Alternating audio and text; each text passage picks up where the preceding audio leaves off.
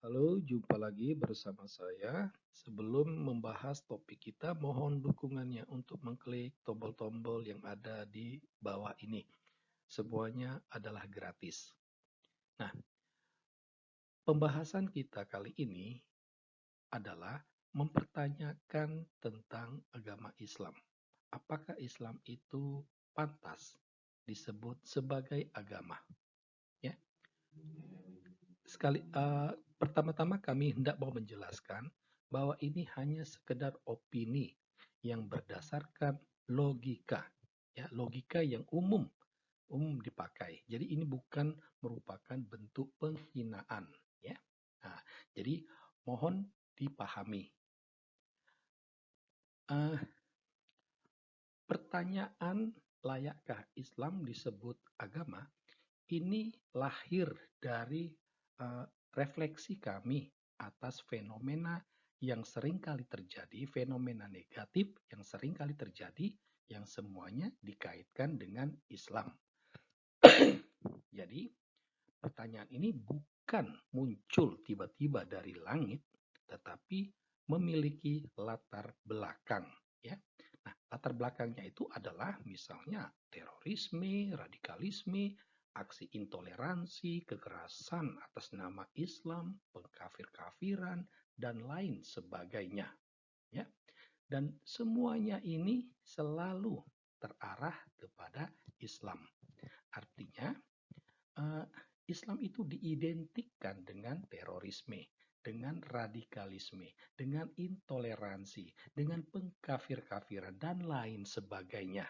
Ya, nah, jadi ini latar belakang refleksi kami sehingga melahirkan pertanyaan, layakkah Islam disebut sebagai agama?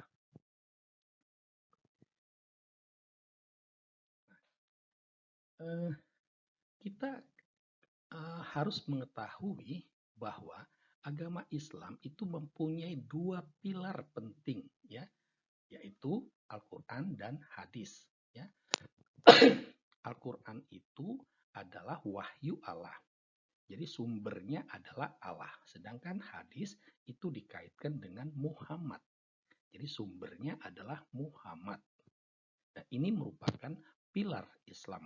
Ya, dalam Al-Quran sendiri dikatakan taat kepada Allah itu sama dengan taat kepada Muhammad. Ya, nah, jadi dua ini tidak bisa dipisahkan. Nah, ini pilar Islam. Jadi logika kita ini berangkat dari dua pilar ini. Ya, nah, pertanyaan layakkah Islam disebut sebagai agama ini sebenarnya bentuk keraguan, ya, keraguan terhadap Islam itu sendiri. Dan keraguan itu sebenarnya sudah pernah disuarakan oleh ahli-ahli Islam. Misalnya J.K. Sedlin, ya, dia pernah mengatakan Islam adalah agama sesat. Itu. Atau Alisina, ya, Alisina dia pernah mengatakan Islam tak bisa dianggap sebagai agama. Islam bukanlah agama tetapi aliran sesat. Ya.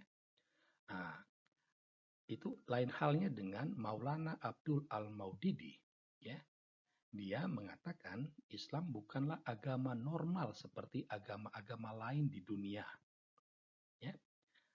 Jadi sebenarnya masih banyak ahli-ahli Islam lainnya yang secara sederhana bisa dikatakan mereka mempertanyakan, mereka meragukan bahwa Islam itu disebut agama, ya.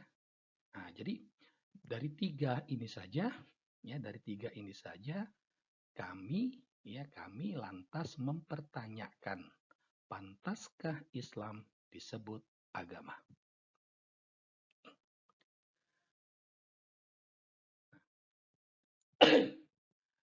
Keraguan kami atas Islam sebagai agama ini tidak hanya didasarkan pada pendapat ahli, tetapi ada logikanya, ya, ada dasar logikanya, ya.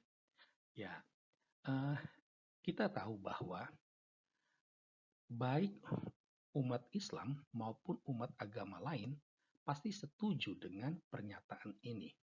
Agama tidak menghasut orang kepada perang. Sikap kebencian, permusuhan, dan ekstremisme juga tak menghasut kepada kekerasan dan penumpahan darah. Ya.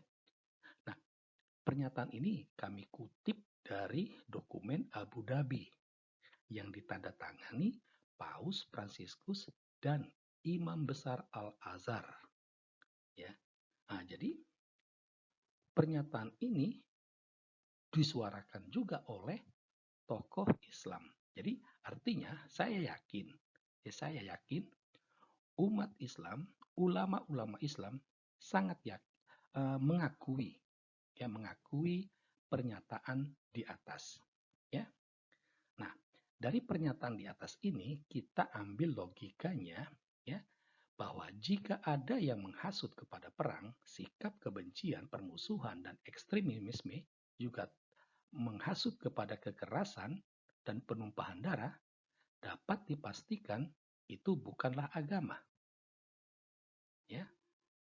Jadi jika ada yang menghasut melakukan hal tersebut, dapat dipastikan itu bukanlah agama. Nah, ini logikanya.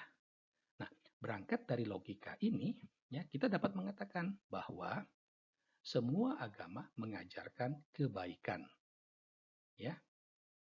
Ini juga pasti disetujui oleh semua agama-agama.